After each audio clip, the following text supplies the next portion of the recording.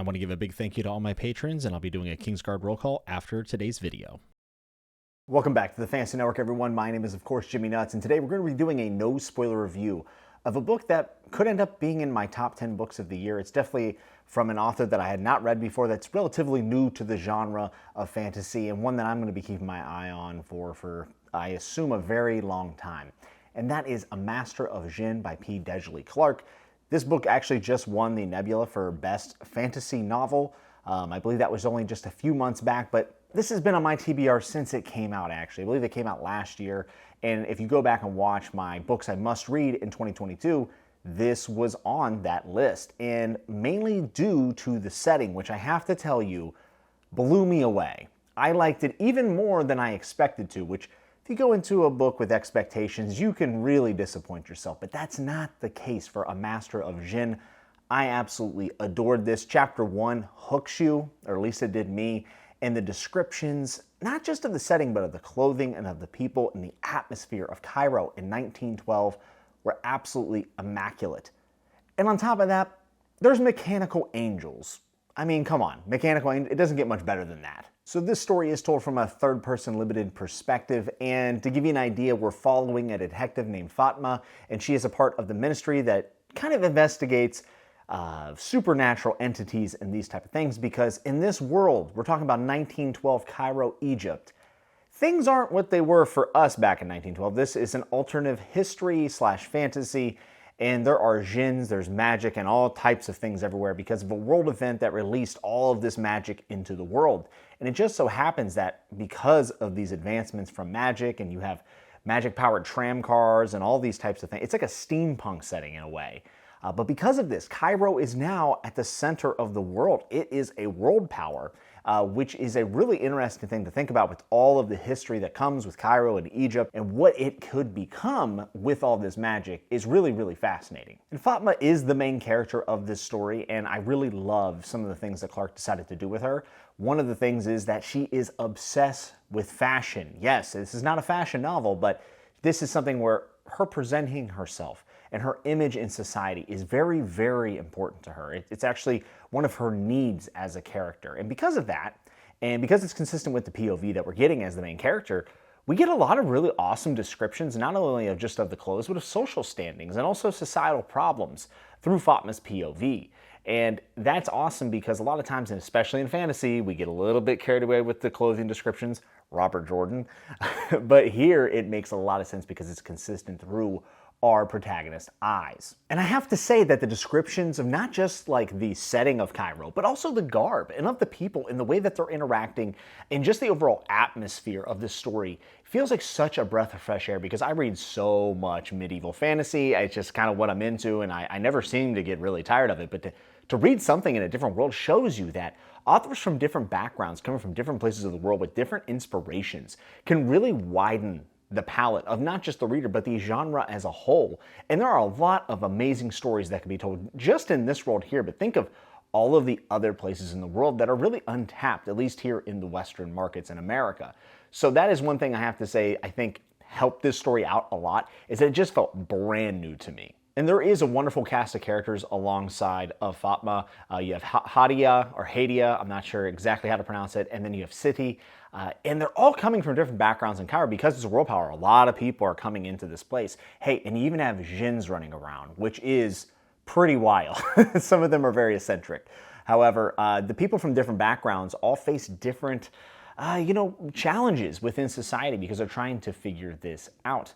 Hadia herself is of a lighter skin tone, and then Siti is a darker skin tone, and Fatma is actually right in the middle. She's somewhere between a light and dark skin tone, and it's interesting to see how they go about their lives and the challenges that they face because of this. Because it is based on a world, there is some prejudices here, and Cairo is trying to figure those things out, becoming a world power. It's a tough thing, and it's not perfect. It's certainly not perfect. Cairo's adjusting. It's accepting the fact that it's becoming a world power, and because of that, there are some racial tension, there are cultural tensions, there are religious tensions in the story, and it's kind of interesting viewpoint from Clark's perspective that I happen to agree with, is that even with all the magic in the world, even with amazing cell phones and all these things, there are still so many fundamental things that plague us that seem like common sense. And to see Cairo going through that in this time period is interesting because all throughout the world, when America became world power, there's a lot of issues, still are to this day. And to see that done in Cairo, to me, is Clark stepping up to the plate to say, hey, this could have happened anywhere. And I think he does a really nice job of tackling some of those themes here, along with colonialism, gender, religion, a lot of different things. None of it's heavy-handed, which I really appreciate. I think Clark gives a pretty nuanced take on all of these things, and also shows the travesty that is humans treating humans poorly, even with all of this magic.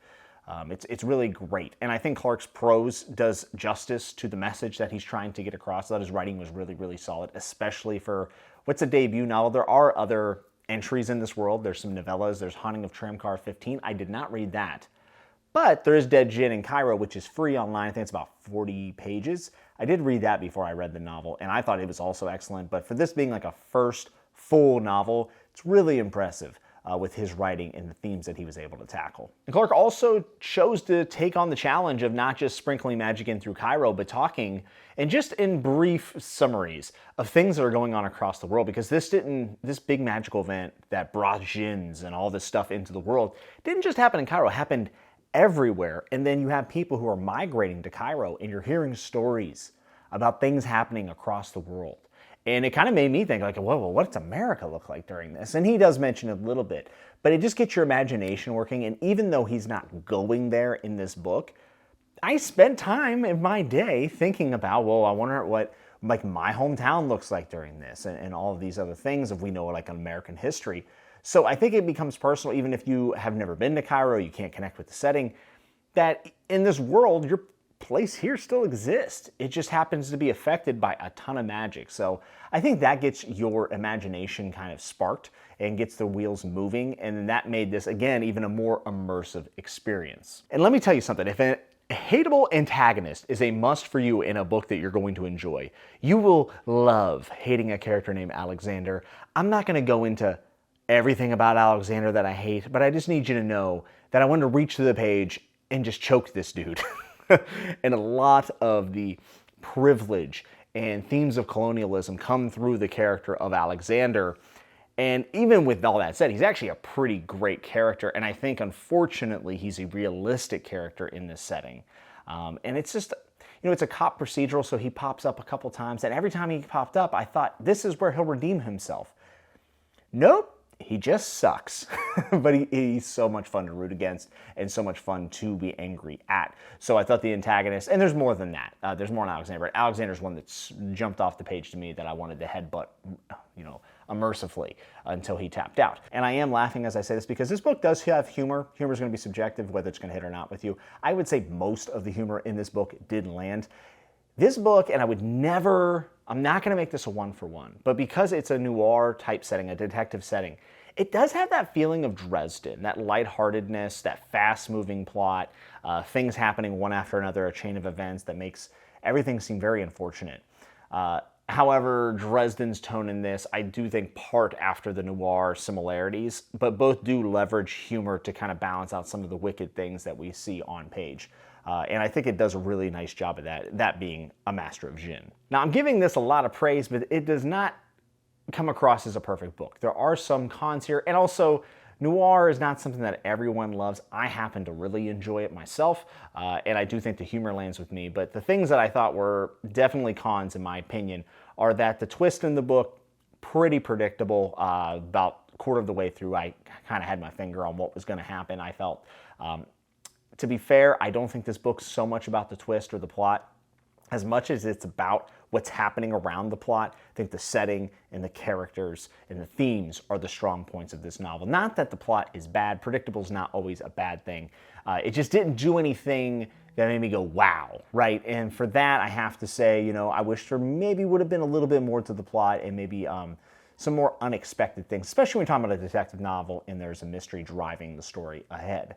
On top of that, Fatma is certainly not a Mary Sue, as the people say.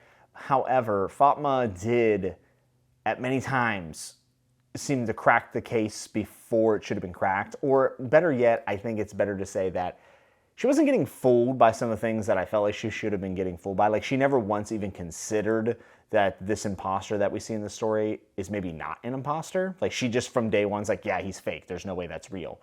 And like, there's evidence to show otherwise, and I won't tell you how it ends up, but I felt like she should at least consider that the imposter was real and not just an imposter. I felt like there was never even a consideration for that, which maybe is supposed to show off some sort of bias with like law enforcement or detectives and how they have to prove their side of the case.